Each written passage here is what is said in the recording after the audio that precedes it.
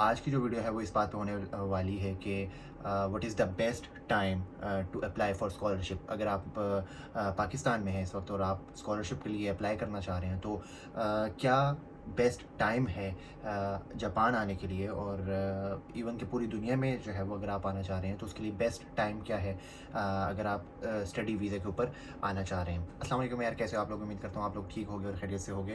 तो काफ़ी देर बाद ये वीडियो आ रही है, 1 महीना तकरीबन होने को है। एक्चुअली मैं थोड़ा सा बीमार हो गया था और इसके अलावा मैं थोड़ा सा बिज़ी था अपनी यूनिवर्सिटी वर्क में, तो इस वजह से जो है वो थोड़ा सा बीच में गैप आ गया। तो first of all I am really sorry. और अभी वापस से जो है वो अपने ट्रैक को पकड़ते हुए जो है वो हम अपनी इन्फॉर्मेशन जो है वो आपसे शेयर करते हैं। आज की जो वीडियो है वो इस बात पे होने वाली है कि what is the best time to apply for scholarship. अगर आप पाकिस्तान में हैं इस वक्त और आप स्कॉलरशिप के लिए अप्लाई करना चाह रहे हैं तो क्या बेस्ट टाइम है जापान आने के लिए, और इवन कि पूरी दुनिया में जो है वो अगर आप आना चाह रहे हैं तो उसके लिए बेस्ट टाइम क्या है अगर आप स्टडी वीज़ा के ऊपर आना चाह रहे हैं। तो आज हम बात करेंगे पर्टिकुलरली फॉर जापान कि जापान में आने के लिए बेस्ट टाइम क्या है। तो नॉर्मली स्टूडेंट वीज़ा लेने के लिए आपको किसी भी कंट्री का अगर आप वीज़ा लेना चाह रहे हैं तो उसमें आपके पास जो एडमिशन्स आते हैं यूनिवर्सिटी की तरफ से वो फॉल एडमिशन होते हैं या फिर स्प्रिंग एडमिशन्स होते हैं।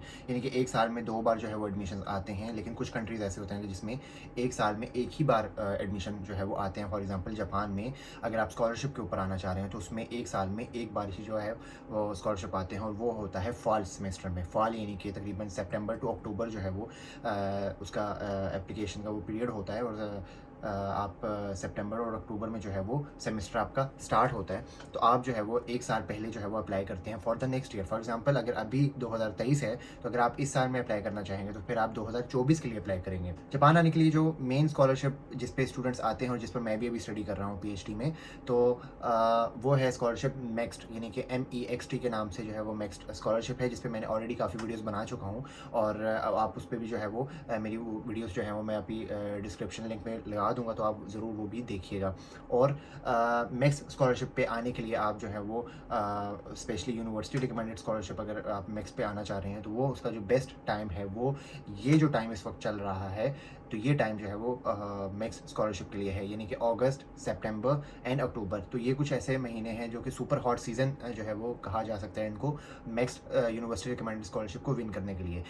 अगर मैं इसको आपको थोड़ा सा समरी करके आपको यूनिवर्सिटी रिकमेंडेड MEXT का जो है वो थोड़ा सा आपको बताता चलता हूँ कि MEXT जो यूनिवर्सिटी रिकमेंड बेसिकली MEXT जो है वो 2 टाइप्स का स्कॉलरशिप होता है। एक एम्बेसी रिकमेंडेड होता है और दूसरा यूनिवर्सिटी के थ्रू जो है वो होता है। तो जो यूनिवर्सिटी के थ्रू जो स्कॉलरशिप MEXT का होता है उसमें आपने बेसिकली प्रोफेसर को ईमेल करनी होती है, और आप जब प्रोफेसर को ईमेल करते हैं और अगर वहाँ से कोई उनका रिप्लाई आ जाए और वो आपको लेने के लिए एक्सेप्ट कर लें आपको, तो फिर उसके बाद जो है वो प्रोसीजर चलता है। फिर आप अपनी डॉक्यूमेंटेशन वगैरह को पूरा करते हो और देन फिर वहाँ पे आगे जो है वो स्कॉलरशिप के ऊपर प्रोसीडिंग्स होती हैं। यूनिवर्सिटी रिकमेंडेड में अब जो स्कॉलरशिप है MEXT का जापान का, वो यूनिवर्सिटी टू यूनिवर्सिटी उसकी डेडलाइन जो है वो वेरी कर रही होती है। मिसाल के तौर पर अभी अगर आप सर्च करना चाहें तो आपको काफ़ी ऐसी यूनिवर्सिटी जो है वो मिल जाएंगी कि जिनकी डेडलाइन जो है वो जिनकी एडमिशन विंडो जो है वो ऑलरेडी ओपन हो चुकी है, और अभी जो है वो सितंबर में उनकी जो है वो डेडलाइंस होंगी, और उसमें आप अगर उससे पहले अगर आप अप्लाई कर लें तो आप उसके लिए एलिजिबल होंगे और आप वहाँ पे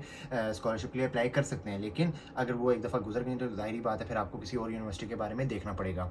तो ये एक बेस्ट टाइम है, आप अपनी फील्ड के अंदर जो है वो स्कॉलरशिप ढूंढ सकते हैं। तो अब दूसरा सवाल यहाँ पे ये पैदा होता है कि स्कॉलरशिप तो ढूंढ सकते हैं लेकिन ढूंढने का तरीकाकार क्या है। तो सिंपली आपने जो है वो गूगल पे जाना है और गूगल पे आप लिखें कि MEXT यूनिवर्सिटी रिकमेंडेड स्कॉलरशिप, और डिफरेंट यूनिवर्सिटीज़ की आप लिस्ट वहाँ से निकाल लें। और जब आपके पास एक लिस्ट आ जाएगी, फॉर एग्जांपल अगर आप मैकेनिकल इंजीनियर हैं या अगर आप सिविल इंजीनियर हैं या इलेक्ट्रिकल या किसी भी और इंजीनियरिंग से रिलेटेड या इससे अनरिलेटेड अगर आपकी कोई फील्ड है, तो आप उस अपनी फील्ड के कीवर्ड के साथ आप जो है वो MEXT यूनिवर्सिटी को सर्च करें और फिर आप उसके रेलिवेंट डिपार्टमेंट में जाकर आप उसको इसकी इन्फॉर्मेशन जो है वो आप उनकी डायरेक्ट वेबसाइट के थ्रू जो है वो ले सकते सकते हैं कि क्या आपके उस रेलेवेंट डिपार्टमेंट में मिक्स्ड ऑफ़र होता है या नहीं। अगर फॉर एग्ज़ाम्पल आपको वो मिल जाता है तो वेल एंड गुड, फिर आपने वहाँ पर जाकर उनके यूनिवर्सिटी में प्रोफ़ाइल जो है वो प्रोफ़ेसर के वो आपने सर्च करने होते हैं और फिर आप उसको अपनी फ़ील्ड के हिसाब से जो है वो शॉर्टलिस्ट करते हैं। देन जब आप शॉर्टलिस्ट कर लेते हैं प्रोफ़ेसर को, फिर आपने उसको ईमेल करनी होती है कि आप विलिंग हैं मिक्स स्कॉलरशिप के लिए, आइदर फॉर मास्टर्स और पीएचडी के लिए। तो फिर आप जो है वो वहाँ पर जा सकते हैं उस स्कॉलरशिप के ऊपर, और फिर आप वेट करते हैं प्रोफ़ेसर की ईमेल आने का। और अगर आपको ईमेल आ जाए तो फिर आपकी जो है वो कम्युनिकेशन स्टार्ट हो जाती है। तो ये नॉर्मली एक बेसिकली एक बहुत सिंपल सा जो है वो प्रोसीजर है।